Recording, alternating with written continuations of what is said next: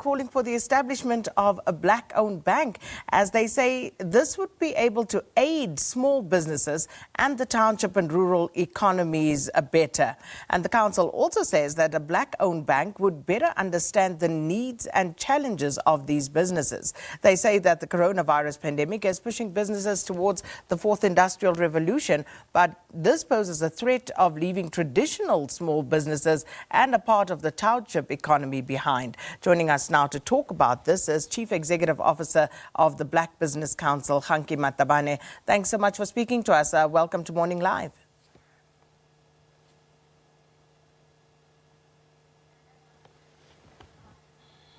All right, seems Mr. Kganki Matabane's link to us there is frozen. So we'll come back and we'll talk to him about some of these assertions in terms of how best this particular situation will assist black small businesses, especially the township and rural economies. But I believe we have Mr. Kganki Matabane back. Good morning and thanks for speaking to us.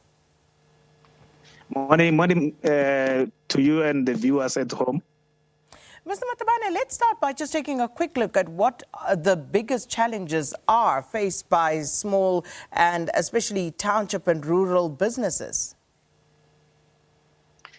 Yeah, firstly, when you look at the availability of the ICT infrastructure in the rural areas, in the townships, in the informal settlements, things like Wi-Fi and fiber, they are not there. And what has actually happened is that when the big two telcos were given licenses post-1994, one of the conditions was that they must put infrastructure in the rural areas and in the townships and so on. But unfortunately, they did not do that. And then the ICT regulator that we have, which is ICASA, has not necessarily done its work very, very well by monitoring and enforcing the conditions. So when you look at when you are in the rural areas, for example, the speed of the infrastructure is just not there.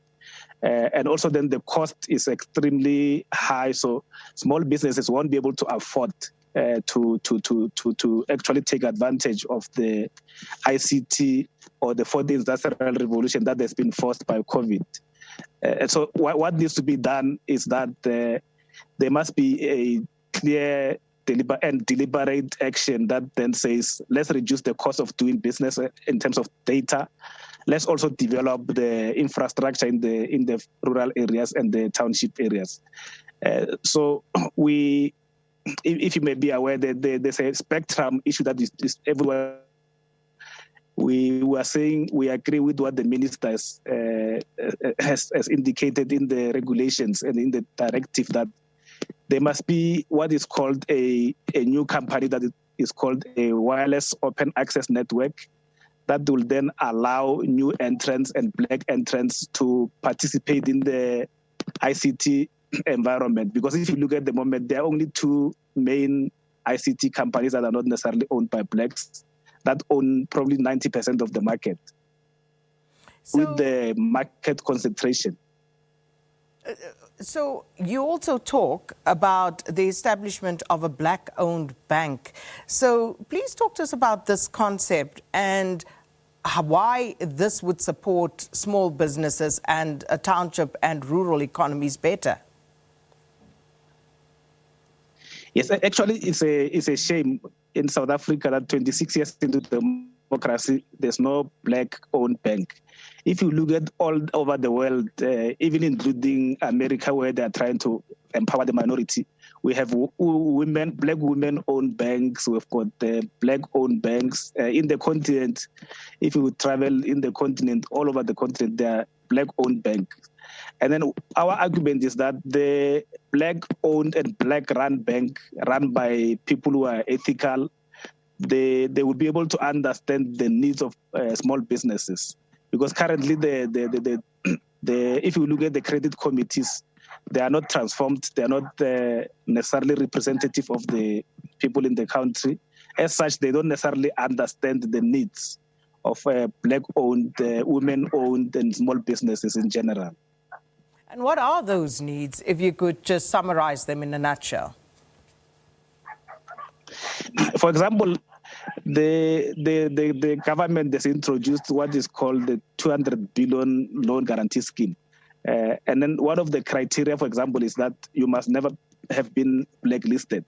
So if you take a black business person who was a student at some stage in their life, and then they get blacklisted for owning a clothing store, it means they're automatically excluded. So it's important that we need to get a bank that then will look at the circumstances of the individual company and look at what actually made the person blacklisted.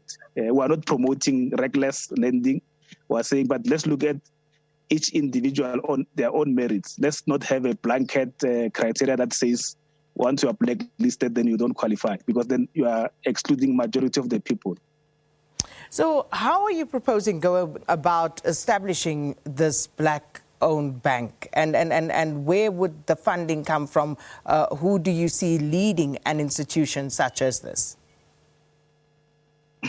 Yeah, we do have a lot of black business people in South Africa who can then club together and raise funds. We do have also our institutions of government like the Public Investment Corporation. It holds as at the moment it holds a lot of stakes in a lot of banks.